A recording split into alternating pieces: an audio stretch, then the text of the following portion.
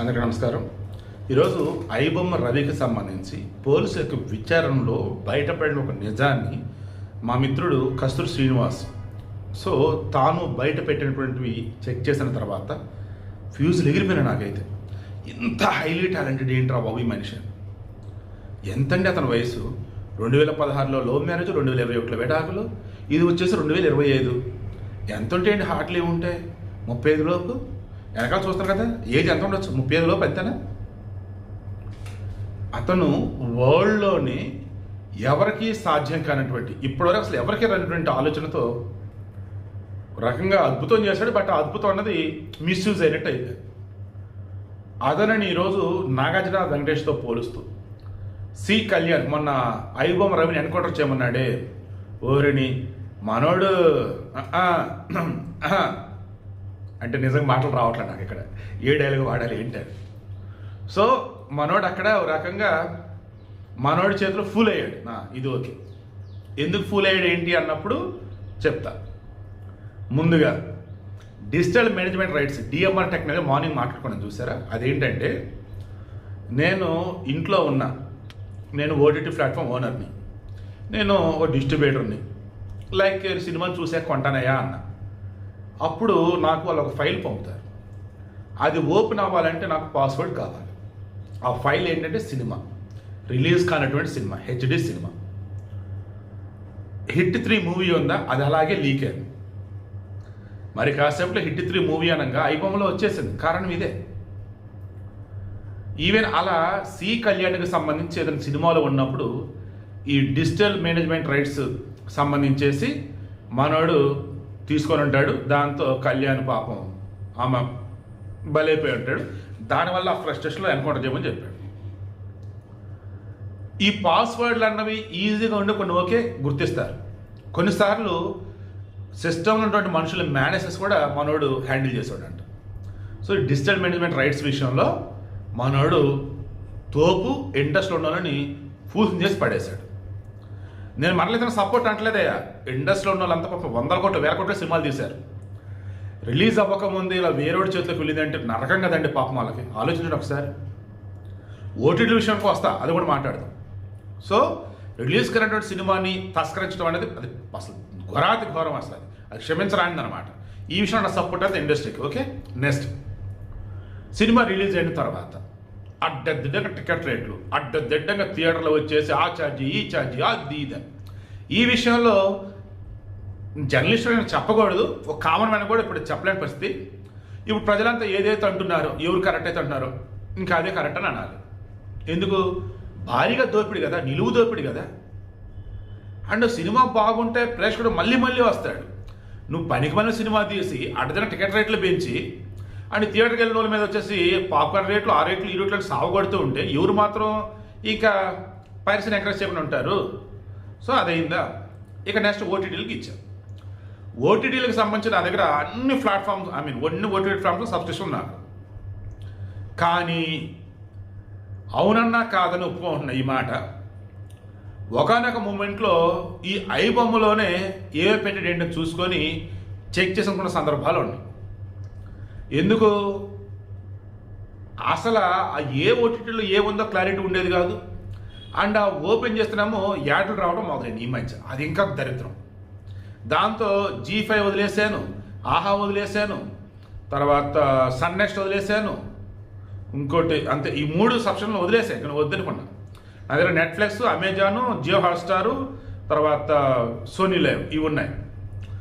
విషయం ఏంటి? ఇదంతా ఎందుకు చెప్తానన్నా, ఈ ఓటీటీలలో ప్లే అవుతున్న దానిని మన స్క్రీన్ రికార్డు కొట్టలేం. మామూలుగా మన కెమెరాతో షూట్ చేసామా క్లారిటీ రాదు. ఇతను ఒక టూల్ రెడీ చేసి ఆ టూల్ని ఇతని సిస్టంలో ఇన్స్టాల్ చేసేవాడు. దెన్ అప్పుడు ఈ ర్యామ్లో డీక్రిప్ట్ అవుతున్న మూమెంట్లో ఆ కోడ్ని ఇతను కాపీ చేసి ఇతను తనకున్నటువంటి వెబ్సైట్లో పెట్టేవాడు. ఓటీటీలో ప్లే అవుతున్నటువంటి ఆ మూవీకి సంబంధించి ర్యామ్లో డీక్రిప్ట్ అవుతున్నప్పుడు కోడ్ని కాపీ చేసి దానిని మనోడు వాడేవాడు. ఇక్కడ కూడా మరలా ఈ ఓటీటీ సినిమాలకు సంబంధించి ఎక్కడన్నా వాటర్ మార్కులు ఉన్నా, ఎక్కడన్నా కానీ వేరే లోగోస్ కానీ సంథింగ్ లైక్ దట్, కొన్ని యాడ్స్, పాపప్ సంథింగ్ ఏవో అవన్నీ వస్తుంది చూస్తారా, అవన్నీ కూడా ఆర్టిఫిషియల్ ఇంటెలిజెన్స్ టూల్స్ యూజ్ చేసి అవన్నీ తీసేసేవాడు అంట. మా జీవితం ఒక్కడు ఈ రేంజ్లోనే అసలు మనిషిని అసలు అతనికి ఉన్నటువంటి ఈ అద్భుతమైనటువంటి టెక్నాలజీని, ఈ స్కిల్స్ని ప్రాపర్ వేళ కనుక వాడుకొని ఉంటే సూపర్ కదా అసలు. ఇట్లాంటి గొప్పోడిని, తెలివిగల్లోడిని వదుకొని వెళ్ళిందే ఆ అమ్మాయి నిజంగా దురదృష్టవంతురాలు. ఇంత గొప్ప తెలివి ఉన్నటువంటి కొడుకుని సరైన పద్ధతిలో పెట్టలేక రాంగ్ రూట్లో వెళ్తున్నా సరే తెలియక పాపం ఉన్నాడు అమాయకుడు పాపం తండ్రి. ఆయన దురదృష్టవంతుడు పాపం. అంత మంచి తండ్రి ఉండి కూడా, కోట్ల కొద్ది డబ్బుండి కూడా ఈరోజు ఆ తండ్రి కనీసం వచ్చి కొడుకుని చూడలేదు. చూసారా, ఈ రవి దురదృష్టవంతుడు.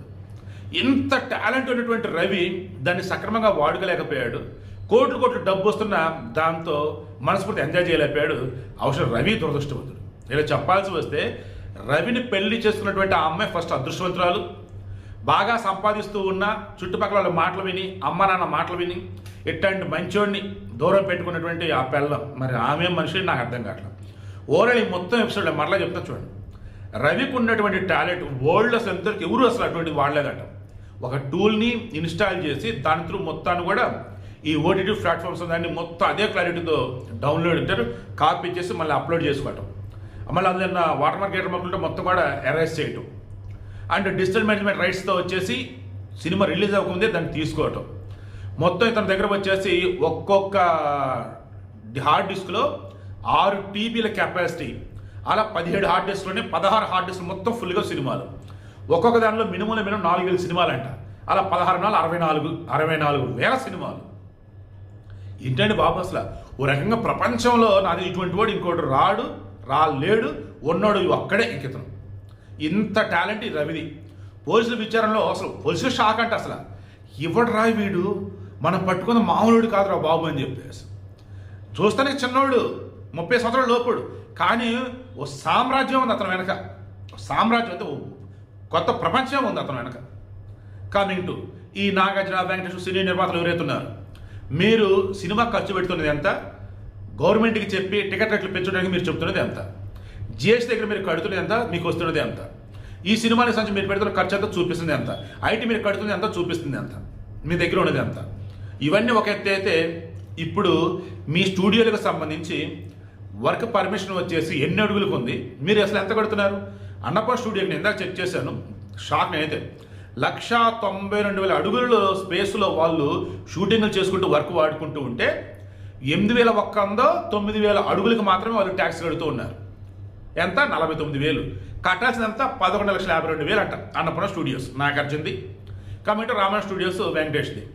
నేను నిజంగా ఆశ్చర్యపోతుంది. ఇప్పటికీ అక్కడ చాలా డిసిప్లిన్ ఉంటుంది, పంచువాలిటీ కరెక్ట్గా ఉంటాయండి. సురేష్ బాబు గారు చాలా క్యాల్కులేట్గా ఉంటాడు, చాలా జాగ్రత్తగా ఉంటాడు అసలు ఆ మనిషి. మరి జిహెచ్ఎంసీకి చాలా తక్కువ స్పేస్లో మేము పని చేస్తామని చెప్పేసి ఎందుకు అబద్ధం చెప్పారో తెలియట్లా. వాళ్ళు ఏకంగా 1,900 ట్యాక్స్లు కడతారంట.